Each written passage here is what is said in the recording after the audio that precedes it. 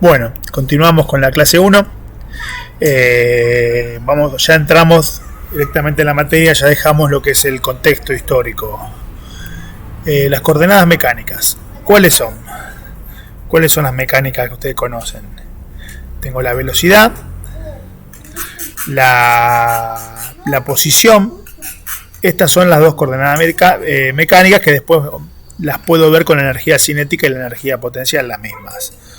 Objetivos de la mecánica: encontrar relaciones entre las coordenadas mecánicas, siendo estas las leyes de movimiento de Newton.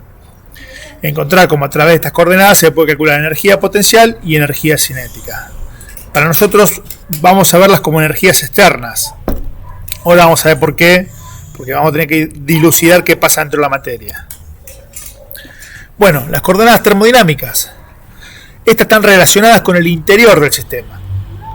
Debemos determinar a través de estas coordenadas termodinámicas macroscópicas propiedades relacionadas con el interior del sistema y el estado interno del sistema, en particular su energía interna y otras propiedades internas. Ya vamos a adentrarnos un poquito más en esto, lo que es la energía interna, todo un poquito más adelante. En principio vamos a ver que con algunas pocas variables o coordenadas vamos a poder determinar el sistema, el estado de un sistema. Esto es el ABC. Este es uno de los objetivos de la termodinámica. Es decir, ¿cuáles serían estas coordenadas termodinámicas? En principio, presión, volumen y temperatura.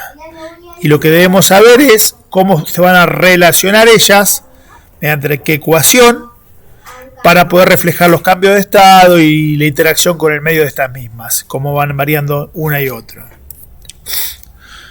Ya que hablamos del sistema, vamos a ver un concepto importante, que acá es fundamental. Ya en la práctica, con la primera práctica van a arrancar con esto, van a ver definir el sistema y demás. Cualquier ejercicio termodinámico, lo primero que debo elegir es mi sistema de estudio, es la porción del universo que quiero estudiar, es mi sistema. En función del sistema arranca todo lo demás variables que quiero ver cómo evoluciona y cómo se interacciona con el medio.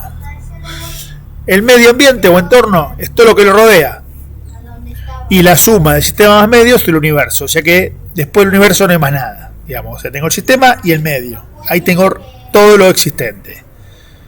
Muy importante distinguir entre sistema y medio, porque en función de cómo defina mi sistema voy a resolver mi ejercicio. ¿Cómo estudiamos la termodinámica? Bueno, la termodinámica tengo dos formas de estudiarla.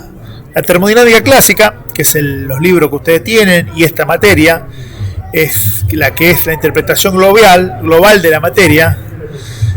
No requiere hipótesis sobre estructura de la materia, se requieren pocas coordenadas, pocas variables para definir un sistema, y esas coordenadas son sugeridas por los sentidos y medibles directamente. ¿Qué quiere decir todo esto?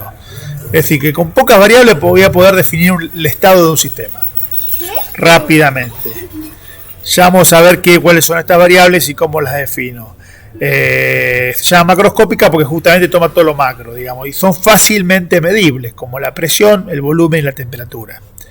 Esta es la termodinámica que nos vamos a ocupar nosotros de estudiar, y es la que más sentido tiene desde el punto de vista de ingeniería, digamos. Se cumple, las leyes se cumplen y por lo tanto, digamos, funciona muy bien. Bueno, ¿cómo se llama la ecuación que relaciona estas propiedades termodinámicas, estas variables? Ustedes por ahí lo habrán visto, calculo, en química, no sé cómo quedó en el nuevo plan de estudio, química, pero bueno, digamos, habrán escuchado hablar de la ecuación de estado de los gases ideales. Bueno, las ecuaciones de estado me indica cómo se relacionan estas coordenadas termodinámicas, o estas propiedades, si quieren llamarlo. Me va a definir el estado de un sistema. En este caso, presión, volumen y temperatura. Esto es para un gas ideal. Después existen otras ecuaciones de estado, pero no la puedo expresar algebraicamente así. Ya vamos a verlo en la clase que viene. Directamente nos vamos a meter en esto. La otra termodinámica es la termodinámica estadística o microscópica. No es que es otra, digamos, otro enfoque. Aquí directamente analizo a nivel molecular qué es lo que pasa. Digamos, yo antes tomaba todo mi interior del sistema como uno solo. Acá hay que requerir hipótesis sobre estructura de la materia, muchísimas coordenadas. Estas coordenadas no son sugeridas por los sentidos ni fácilmente medibles. Y necesito herramientas matemáticas complejas para estudiarlas, estadísticas y de probabilidades. Estudio qué es lo que pasa con las relaciones de los enlaces entre los átomos, cómo se relacionan las moléculas, el giro o el spin de dichos electrones, de los átomos y demás. Digamos, es analizar internamente. Obviamente excede este curso. Digamos, sé que los ingenieros químicos cursan esta materia, termodinámica estadística, pero en resumen, la conclusión, los dos llegan al mismo punto, obviamente. ¿Cuál elegimos nosotros, que es la más práctica desde el punto de vista de ingeniería? Termodinámica clásica o macroscópica. Diferencia entre la termodinámica y otras ciencias. Las ciencias en general. Bueno, la ciencia en general planteo hipótesis, que lo transformo en un modelo, de ahí saco conclusiones, leyes y relaciones que tendrán validez mientras se cumplan esas hipótesis, gases ideales, teorías atómicas. Termodinámica, observo la realidad, determino situaciones que se repiten siempre, enuncio principios que muestran estas situaciones, saco leyes, relaciones y conclusiones que son siempre válidas. Mientras no haya un caso en la realidad observada que sea distinto al observado, estos principios se cumplen. Estos no son deducciones, son solamente observaciones de la realidad. Esta es la principal diferencia entre la termodinámica y las ciencias en general. Bueno, como toda ciencia, tiene sus términos propios, su nomenclatura. Vimos tres hasta ahora: sistema, medio y universo. Digamos que ya lo han usado en otros más. Vamos a tener más términos propios. Bueno, definamos un sistema. Un sistema lo puedo definir cómo se relaciona con el medio. Sistema aislado, cerrado u abierto.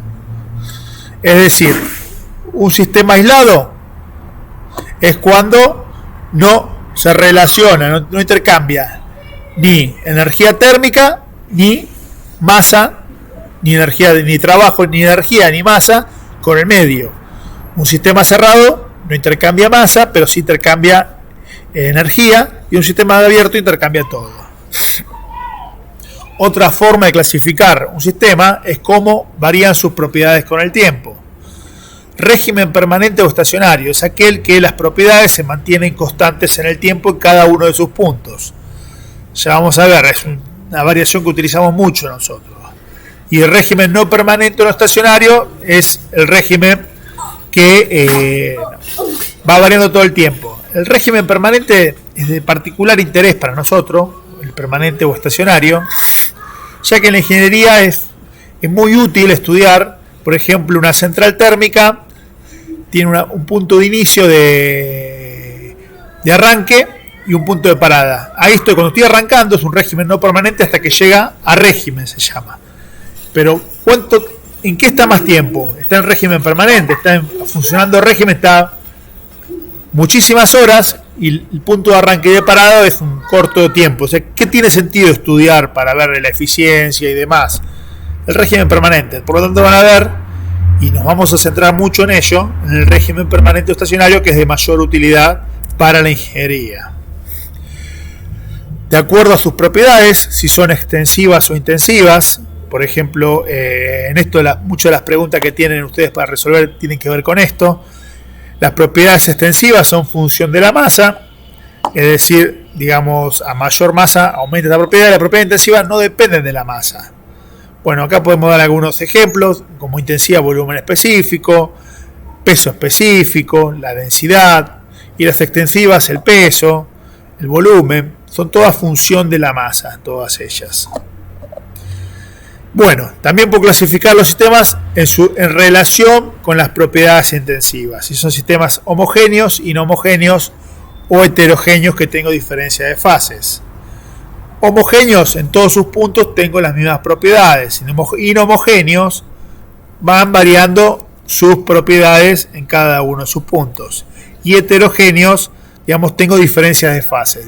Se nota claramente dónde está el cambio de propiedad de un lado a otro.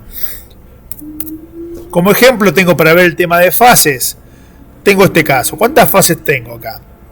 Tengo un recipiente que tiene una piedra, hielo, un agitador, un termómetro, hierro, el propio recipiente, vapor que se está evaporando de la superficie, un agitador.